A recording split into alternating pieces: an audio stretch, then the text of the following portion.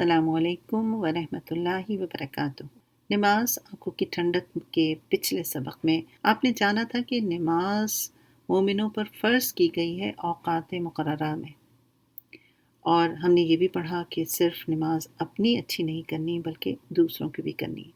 मैं उम्मीद करती हूँ कि इस पूरे हफ़्ते में आपने सिर्फ़ अपनी नमाज पर निगाह नहीं रखी होगी, बल्कि ये पैगाम, ये मैसेज आपने आगे भी लोगों को पहुँचाया होगा इंशाअल्लाह।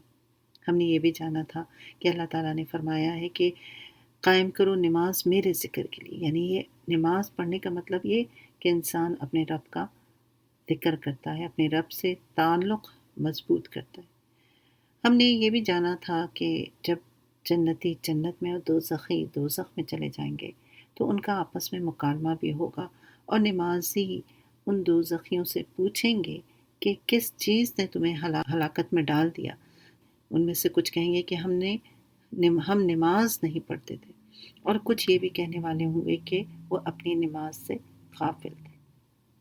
ये था पिछले सबक का थोड़ा सा छोटा सा रिव्यू। इंशाल्लाह आज हम नए सबक के साथ आगे बढ़ेंगे। किसी भी इबादत या किसी भी काम का अगर मकसद और उसकी अहमियत का इल्म जब इंसान को हो जाता है तो फिर वो काम या इबादत करना उसके लिए आसान भी हो जाता है और बेहतर भी हो जाता है। मुख्तलिफ़ आयात और अहादीस से हमें नमाज की अहमियत और उसकी फ़जीलत का पता चलता है। अल्लाह सुब्हानहू व तआला फरमाते हैं सूरह अनकबूत आयत 45 में, इन्नस्सलाता तन्हा अनिल फ़हशाई वल मुनकर वलज़िक्रुल्लाहि अकबर वल्लाहु यअलमु मा तस्नऊन। यकीनन नमाज बेहयाई और बुराई से रोकती है, और यकीनन अल्लाह का ज़िक्र सबसे बड़ा है, और अल्लाह जानता है जो कुछ तुम करते हो। यानी ये नमाज हमें सिर्फ़ एक हमारी कोई एक्सरसाइज की तरह की चीज़ नहीं है, बल्कि ये हमें बेहयाई और बुराइयों से रोकती है। इसके अंदर ये ताकत है जो इंसान को कहीं से कहीं पहुंचा सकती है। आपको वो वाक़या याद होगा कि एक शख्स ने नमाज़ पढ़नी शुरू की, लेकिन उसने कुछ बुरे काम वो करता था वो नहीं छोड़े। नबी सल्लल्लाहु अलैहि वसल्लम को इस बात की इत्तला दी गई तो आपने फरमाया कि क्या वो नमाज़ पढ़ता है? सहाबा इकराम ने बताया जी। तो आपने कहा फिर उसकी तमाम बुराइयां दूर हो जाएंगी। तो पता ये चला कि अगर आप नमाज को सही से पढ़ते हैं तो फिर वो नमाज आपकी इस्लाह भी करती है। क्योंकि एक सवाल ज़रूर ज़हन में आना चाहिए कि बहुत से लोगों को हम देखते हैं कि वो नमाज़ें भी पढ़ रहे होते हैं और बहुत से गलत काम भी कर रहे होते हैं। उसके पीछे वजह क्या होती है? क्योंकि उनकी नमाज इतनी अच्छी नहीं होती, इतनी परफेक्शन नहीं होती है उसके अंदर कि वो उसकी इस्लाह करें। इसीलिए हम यहाँ बैठे हैं, इसीलिए हम यहाँ पर जमा हुए हैं कि हम सब अपनी अपनी नमाज़ों को बेहतर से बेहतर बनाने की कोशिश करें, ताकि इसके ज़रिए हम बुराइयों से दूर रहें। सैयदना अबू मालिक अशअरी रज़ी अल्लाह ताला अन्हु से रिवायत है कि आप सल्लल्लाहु अलैहि वसल्लम ने फरमाया, अस्सलातु नूर, नमाज नूर है। नूर क्या होता है? रोशनी, रास्ता दिखाती है आपको, है ना, इत्मीनान देती है आपको। नूर रोशनी जब होती है तो उससे इंसान को वो रास्ता जो है वाज़ेह दिखता है, क्लियर दिखता है, उसके लिए चलना आसान हो जाता है, इत्मीनान होता है फिर, राइट। और अगर रास्ता क्लियर ना हो, आप सोचें आप कहीं ड्राइव कर रहे हो और वहाँ पे रोशनी सही नहीं हो, आपकी गाड़ी की जो हेडलाइट्स हैं वो भी ऑफ हो गई हो या बहुत लो हो या बहुत डार्क हो बाहर, तो इंसान कितना भी किसी के साथ भी हो, अपने बाप भाई शौहर किसी के साथ भी हो, तब भी इंसान को एक खौफ आने लगता है, राइट। क्योंकि वो अंधेरा होता है ना, गाड़ी भी सही है, सब कुछ सही है, फिर भी इंसान को अंधेरा लग रहा होता है। लेकिन वही ऐसी सड़क पे, ऐसी जगह पे आप चले जाएं जहाँ जो आपके लिए अजनबी है, बट दिल दिमाग की वो कैफियत नहीं होती जो अंधेरे में होती है। तो मालूम ये हुआ कि नूर जो है वो इंसान को इत्मीनान भी देता है और सुकून भी देता है। सैयदना अबू ज़र रज़ी अल्लाह ताला अन्हु से रिवायत है कि एक मरतबा सर्दी के मौसम में आप सल्लल्लाहु अलैहि वसल्लम बाहर निकले, पत्ते गिर रहे थे। आप सल्लल्लाहु अलैहि वसल्लम ने एक दरख्त की दो टहनियों को पकड़ा, कहते हैं कि इससे पत्ते झड़ने लगे। फिर आप सल्लल्लाहु अलैहि वसल्लम ने फरमाया, ए अबू ज़र। मैंने कहा, लब्बैक या रसूलल्लाह सल्लल्लाहु अलैहि वसल्लम। आपने फरमाया, बेशक मुसलमान बंदा जब अल्लाह का चेहरा चाहने के लिए नमाज अदा करता है تو اس کے گناہ اس سے ایسے جھڑتے ہیں جیسے اس درخت سے پتے جھڑ رہے ہیں۔ یا نماز کو اس محبت سے انسان پڑھنے کی کوشش کرے کہ جیسے اپنے رب کا چہرہ چاہتا ہو، اپنے رب کا دیدار چاہتا ہو، اس کی ملاقات چاہتا ہو، رائٹ؟ جب آپ کو کسی سے ملنے کا شوق ہوتا ہے تو کتنی ایک تڑپ ہوتی ہے نا؟ تو اس انداز کو ہمیں اپنے اندر پیدا کرنا ہے۔ شروع میں مشکل ہوگا، لیکن پھر ہم آہستہ آہستہ اس کے عادی ہونا شروع ہوں گے۔ لیکن اصل چیز کیا ہے؟ اپنے آپ کو پش کرنا، اپنے آپ سے کام کروانا، اپنے اندر یہ شوق پیدا کرنا، اپنے آپ کو یہ کہنا کہ میں اللہ سے ملنے کے لیے نماز پڑھ رہی ہوں، تو یقیناً اللہ بھی ہمارا انتظار کرے گا۔ ایک اور جگہ آپ صلی اللہ علیہ وآلہ وسلم نے فرمایا کہ اگر تم میں سے کسی ایک کے دروازے پر نہر جاری ہو جس میں وہ روزانہ 5 دفعہ نہائے، تو تمہارا کیا گمان ہے، کیا اس کے بدن پر کچھ بھی میل باقی رہ سکتا ہے؟ صحابہ اکرام نے عرض کیا، نہیں، اس پر کچھ بھی میل کچیل باقی نہیں رہے گا۔ آپ نے فرمایا، یہی مثال 5 نمازوں کی ہے جس کے ذریعے انسان گناہوں کو مٹا دیتا ہے۔ تو معلوم یہ ہوا کہ جب ایک نماز سے دوسری نماز کے درمیان اگر کوئی گناہ ہوتا ہے، یہ صغیرہ گناہوں کی بات ہو رہی، کبیرہ کی نہیں ہو رہی، کیونکہ کبیرہ گناہ کے لیے تو پھر معافی مانگنی پڑتی ہے، توبہ کرنا پڑتا ہے۔ یہ صغیرہ گناہ ہے، غفلت ہو گئی، کوئی لاپرواہی ہو گئی، رائٹ؟ تو اس کی پھر معافی ہو جاتی ہے۔ سیدنا عبداللہ بن مسعود آپ صلی اللہ علیہ وآلہ وسلم سے روایت کرتے ہیں کہ آپ نے فرمایا، ایک پکارنے والا ہر نماز کے وقت بھیجا جاتا ہے، تو وہ کہتا ہے، اے آدم کی اولاد، اٹھو، جسے تم نے اپنے نفسوں پر یعنی اپنے گناہوں کے ذریعے جلایا ہے، بس اس نماز کے ذریعے اسے بجھا ڈالو، رائٹ؟ یعنی یہی بات وہی بات ہے، لیکن دوسرے لفظوں میں کہ جب ایک نماز سے آپ دوسرے نماز کے درمیان میں کوئی بھی غلط کام کرتے ہیں تو اللہ تعالیٰ اس کو پھر مٹا دیتے ہیں، اگر انسان وقت پر بہترین طریقے سے نماز پڑھتا ہے تو۔ سیدنا سلمان فارسی رضی اللہ تعالیٰ عنہ سے روایت ہے، وہ کہتے ہیں کہ آپ صلی اللہ علیہ وآلہ وسلم نے فرمایا، بے شک مسلمان نماز پڑھ رہا ہوتا ہے تو اس کے گناہ اس کے سر پر اٹھا لیے جاتے ہیں، جب وہ سجدہ کرتا ہے تو وہ گر جاتے ہیں، پھر جب وہ اپنی نماز سے فارغ ہوتا ہے تو اس کے گناہ اس سے گر چکے ہوتے ہیں۔ سبحان اللہ، کس قدر خوبصورت اور انسان کو موٹیویٹ کرنے والی یہ حدیث ہے کہ ہم جب سجدہ کرتے ہیں تو اس وقت ہمارے گناہ جو ہیں وہ کیا دھل جاتے ہیں۔ طبرانی کی روایت ہے، نبی صلی اللہ علیہ وآلہ وسلم نے فرمایا، جس نے اس نماز کی حفاظت کی تو وہ اس کے لیے روشنی، دلیل اور قیامت کے دن نجات کا باعث ہوگی، اور جس نے اس کی حفاظت نہ کی یعنی نماز کی حفاظت نہ کی تو وہ اس کے لیے روشنی، دلیل اور نجات کا باعث نہیں ہوگی، بلکہ وہ شخص قیامت کے دن قارون، فرعون، حامان اور ابی بن خلف کے ساتھ ہوگا۔ استغفر اللہ، لا حول ولا قوۃ الا باللہ۔ کس قدر ڈرا دینے والی ہے یہ بات ہے نا، حدیث ہے۔ پچھلی حدیث کو پڑھ کے ہمیں شوق پیدا ہوا اور اپنے رب سے ملاقات کا شوق پیدا ہوا، اپنے گناہوں کو دھونے کا شوق پیدا ہوا، اور ایک اور کیا طریقہ ہوتا ہے اپنے آپ سے کام کروانے کا؟ ڈرا کر۔ اور یہاں پر یہی بات ہو رہی ہے۔ سیدنا انس سے روایت ہے کہ آپ صلی اللہ علیہ وآلہ وسلم نے فرمایا، قیامت کے دن بندے کا سب سے پہلے نماز کا حساب ہوگا، اگر یہ درست ہوئی تو اس کے بقیہ اعمال بھی درست ہوں گے، اور اگر اس میں خرابی آ گئی تو بقیہ اعمال میں بھی بگاڑ آ جائے گا۔ اسی لیے تو ہم بیٹھے ہیں یہاں، اپنی نمازوں کی اصلاح کریں، اپنی نمازوں کو اپنی آنکھوں کی ٹھنڈک بنائیں۔ انشاءاللہ اللہ سے دعا ہے کہ جس طرح نبی صلی اللہ علیہ وآلہ وسلم نے یہ کہا تھا کہ میری آنکھوں کی ٹھنڈک نماز میں رکھ دی گئی ہے، تو بالکل اسی طرح اللہ تعالیٰ ہماری نمازوں کو بھی ہمارے لیے ایسی ہی ٹھنڈک بنا دے، آمین۔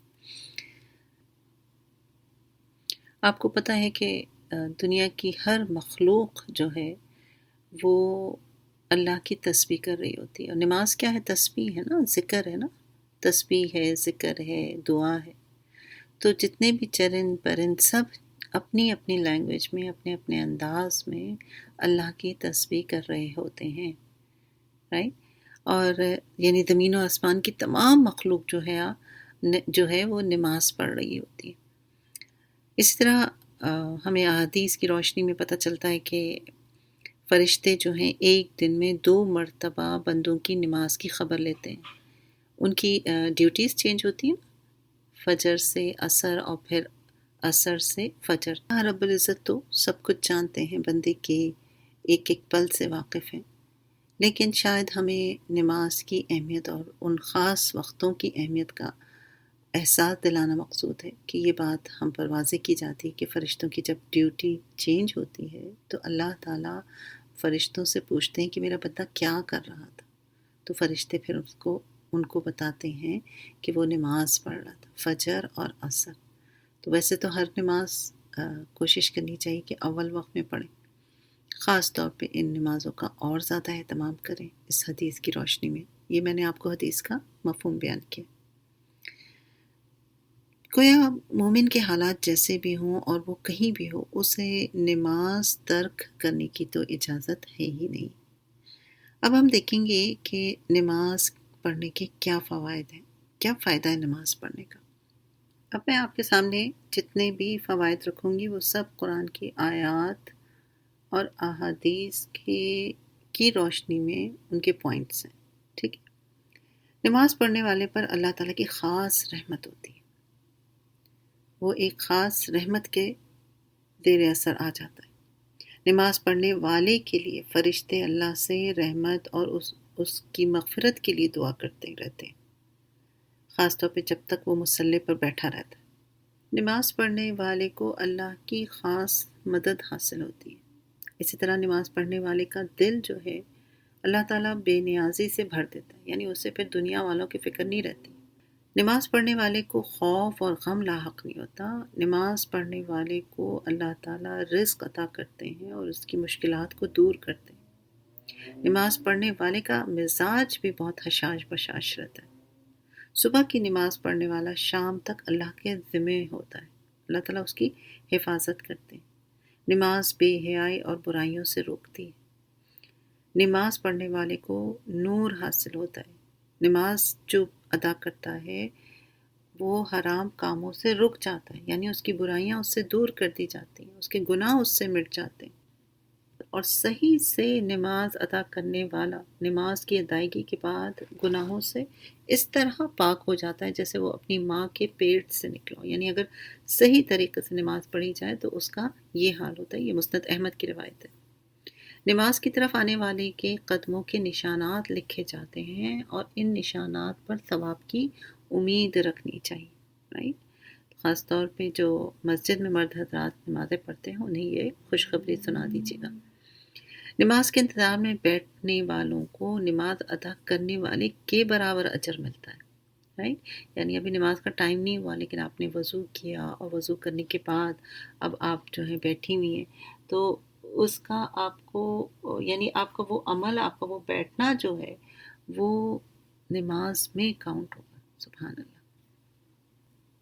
نماز کی حفاظت کرنے والے کے لیے نماز قیامت کے دن روشنی، دلیل اور نجات کا باعث بن جائیں گے، رائٹ؟ تو جو اس دنیا میں نماز کی حفاظت کرے گا تو حفاظت میں یہ ساری چیزیں آ گئی نا۔ ایک تو ظاہر ہے اس کو صحیح وقت پہ پڑھنا، وہاں پر تو کوئی کوشچن ہی نہیں ہے، پڑھنا اور نہ پڑھنے والی تو کوئی بات ہی نہیں ہے، پڑھنا ہی پڑھنا ہے، لیکن ہاں اس کو بہتر طریقے سے پڑھنا۔ تو جو اس دنیا میں کرے گا تو یہ نماز اس کو آخرت میں نجات کا باعث بنے گی۔ نماز کی کثرت کرنے والے کو قیامت کے دن نبی صلی اللہ علیہ وآلہ وسلم کا ساتھ ملے گا، یعنی فرض نماز کے علاوہ نوافل، سنت سب پڑھنا وہ انسان کے لیے فائدہ مند ہوگا اور پیارے نبی کا ساتھ میسر ہوگا انشاءاللہ۔ تو گویا ایک یہ ہمیں ٹپ ملی یہاں پر کہ اگر ہم چاہتے ہیں کہ ہمیں نبی کا ساتھ ملے تو ہم اپنی نمازوں میں، اپنے سجدوں میں اضافہ کریں۔ جو شخص ایک رکوع یا ایک سجدہ کرتا ہے اس کا ایک درجہ بلند کر دیا جاتا ہے جبکہ ایک گناہ معاف کر دیا جاتا ہے۔ یہ بھی مسند احمد کی روایت ہے۔ اور سجدوں کی کثرت کرنے کی وجہ سے ایک درجہ بلند کیا جاتا ہے اور ایک خطا جو ہے وہ مٹا دی جاتی ہے۔ یہ صحیح مسلم کی روایت ہے۔ نماز ادا کرنے والا بیوی، اولاد اور پڑوسیوں سے ملنے والے فتنے سے بچا رہتا ہے۔ سورہ فاتر آیت نمبر 29 میں اللہ تعالیٰ فرماتے ہیں، یقیناً جو لوگ اللہ کی کتاب کی تلاوت کرتے ہیں اور انہوں نے نماز قائم کی ہے اور جو کچھ ہم نے انہیں بطور رزق دیا ہے اس میں سے ہماری راہ میں خفیہ اور اعلانیہ خرچ کرتے ہیں، یہ لوگ ایسی تجارت کے امیدوار ہیں جس میں کسی طرح کی تباہی نہیں ہے۔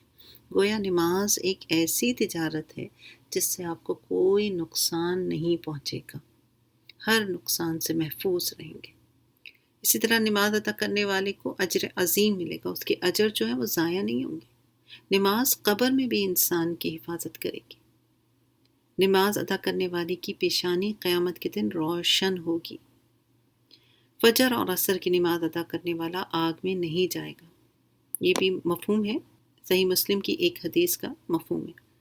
اسی طرح نماز کے وضو، رکوع، سجود اور ان کے اوقات کی حفاظت کرنے والا جنت میں جائے گا، سنن ابو داؤد کی روایت کا مفہوم ہے۔ اسی طرح بے شمار فوائد ہیں، یہ تو گنتی کے چند آپ کے سامنے رکھے ہیں، لیکن حقیقت یہ ہے کہ نماز انسان کو راحت پہنچاتی ہے، دنیا میں بھی اور آخرت میں بھی پہنچائے گی، نجات کا یہی ذریعہ ہے۔ اور اب ہم دیکھیں گے نماز نہ پڑھنے کے کیا نقصانات۔ نماز چھوڑنا نفاق کی علامت ہے اور یہ جہنمیوں کی صفت، یعنی منافقین جو تھے وہ نماز نہیں پڑھتے تھے، تو یہ منافقت کی نشانی ہے۔ نماز چھوڑنے والا انسان ایمان سے محروم ہو کر کفر و شرک میں مبتلا ہو سکتا ہے۔ جان بوجھ کر نماز ترک کرنے والے سے اللہ کی ذمہ داری ختم ہو جاتی ہے۔ اسی طرح جس کی ایک نماز فوت ہو گئی گویا اس کا مال اور اس کی اولاد فنا ہو گئی۔ خاص طور پر نماز عصر کے لیے بات کہی جاتی ہے، اگر عصر کی نماز فوت ہو جائے تو ایسے جیسے کوئی تباہ و برباد ہو جائے، رائٹ؟ سوچیں ایک شخص جس کا گھر جل جائے، گھر والے بھی نہ رہیں، کوئی سبھی تباہیاں ہو گئی ہوں تو اس کا کیا حال ہوگا، ہم لوگ کتنا افسوس کرتے ہیں نا۔ تو یہ نمازیں چھوڑنے والے کے لیے اس درجے کا نقصان ہے۔ ایک نماز چھوڑنے کی بات ہو رہی ہے۔ نماز چھوڑنے والے کے دل پر اللہ مہر لگا دیتا ہے، پھر وہ غافلوں میں شامل ہو جاتا ہے۔ استغفر اللہ، یہ بھی انتہائی خطرناک بات ہے، کیونکہ اللہ تعالیٰ بار بار موقع دیتے ہیں، چانس دیتے ہیں، زندگی دیتے ہیں، وقت دیتے ہیں، اسباب دیتے ہیں، ہمارے کانوں میں ڈائریکٹلی انڈائریکٹلی کسی نہ کسی طرح کا طریقے سے حق بات پہنچائی جاتی ہے۔ اگر اس کے بعد بھی ہم اپنی اصلاح نہ کریں تو گویا کہ انسان پھر غافلوں میں شامل ہو جاتا ہے، اور پھر اللہ کی طرف سے مہر لگ جائے تو پھر سوچیے، پھر تو تباہی تباہی۔ اللہ تعالیٰ محفوظ رکھے۔ اسی طرح نماز کے وقت سونے والے کے کان میں شیطان پیشاب کرتا ہے، خاص طور پہ یہ فجر کی نماز کے لیے ایک حدیث کا مفہوم ہے کہ فجر کی نماز کے لیے اگر کوئی نہیں اٹھتا تو گویا کہ اس کے کان میں شیطان نے پیشاب کر دیا۔ نماز کو ضائع کر کے فضول کاموں میں لگے رہنے والے کے لیے ویل یعنی جہنم کی وادی کا عذاب ہے، اور بے نمازی پر موت کے وقت سختی کی جاتی ہے۔ یہ تھے چند نقصانات نماز کے چھوڑنے کے، اور آپ کے سامنے یہ کچھ چیزیں رکھی ہیں تاکہ ہم ریئلائز کر سکیں کہ ہم کہاں کھڑے۔ جو ہم نے فوائد پڑھے اس کو ایک پیج پہ لکھیں پراپر طریقے سے، اور لکھنے کے بعد اپنے لیے ٹک لگائیں کہ ہاں مجھے نماز سے یہ فائدہ پہنچا، یہ فائدہ پہنچا، یہ فائدہ پہنچا۔ اور اگر کوئی فائدہ نہیں پہنچ رہا تو اس کا کیا مطلب ہے؟ ہم نماز کو بلیم کرنے لگے یا اللہ سے شکایت اور شکوہ کرنے لگے؟ نہیں، اس کا مطلب یہ ہوا کہ میری نماز میں کوئی کمی ہے جس کی وجہ سے مجھے یہ فوائد حاصل نہیں ہو رہے۔ ٹھیک ہے نا؟ اللہ ہم آج کے لیے اتنا ہی رکھیں گے۔ اب ہم آتے ہیں اپنے دوسرے سیکشن کی طرف، یعنی جو کی بات کر رہے تھے ہم کرنے کا کام جو ہے ٹارگٹ آف دا ویک۔ پچھلے ویک آپ کو کہا گیا تھا کہ جب آپ نماز میں اللہ اکبر پڑھیں تو اپنے اندر اللہ کی بڑائی کو محسوس کریں۔ امید کرتی ہوں کہ اس سے آپ نماز کی طرف متوجہ ہوئے ہوں گے۔ انشاءاللہ اس کو کنٹینیو رکھیے۔ آج آپ کو ایک الگ سے ٹپ دوں گی انشاءاللہ، اور وہ ہے کہ کوئی ایک نماز ایوری ڈے آپ وقت سے پہلے مصلی پہ بیٹھ جائیں۔ یعنی اگر سپوز جسٹ ایگزامپل دے رہی ہوں کہ آپ کے ہاں ظہر کی نماز 1:30 پر ہوتی ہے تو آپ نے 1:25 پر مصلی پر بیٹھ جانا ہے، ٹھیک ہے؟ تو ہر کوئی اپنی اپنی سچویشن کے حساب سے، یعنی اس 5 منٹ سے 125 سے پہلے کتنے منٹ پہلے آپ کو وضو بنانا شروع کرنا ہے، تو یہ سب کی اپنی اپنی نوعیت ہے، تو سب اپنے حساب سے سوچیں گے۔ یہاں پر ایک چیز اور ایڈ کروں گی، وہ یہ کہ بہتر یہ ہوگا کہ کوئی ایک نماز کو آپ چوز کر لیں، کوئی بھی ہو سکتی ہے، فجر، ظہر، عصر، مغرب، عشاء، آپ کا جو بھی سکون والا ٹائم ہو اس میں سے کسی ایک نماز کو چوز کریں اور ایوری ڈے اسی نماز کو آپ کریں، انلیس کہ ظاہر ہے کبھی چیزیں آگے پیچھے ہو جاتی ہیں تو کسی اور نماز کو کر لیجیے گا، بٹ یہ بات اپنے اوپر لازم کرنا ہے آپ نے کہ کوئی ایک نماز 5 منٹ پہلے، یعنی وقت سے 5 منٹ پہلے آپ مصلی پر بیٹھی ہوئی ہوں گی، تیاری نہیں شروع کریں گی، تیاری تو آپ پھر 15 منٹ پہلے شروع کریں گی، ٹھیک ہے نا، انشاءاللہ۔ اب اس 5 منٹ کا کیا آپ یوز کریں گے، یعنی آپ ظاہر ہے آپ برقع پہننا ہے، اگر آپ کو آپ کی آستینیں فل نہیں ہے، باڈی کور کرنی ہے آپ کو، وہ ہے اسکارف پہن لیا آپ نے، چادر صحیح سے اوڑھ لی، اب آپ مصلی بچھا چکی ہیں اور آپ بیٹھ چکی ہیں تو اس وقت 125 ہو رہا ہوگا، رائٹ؟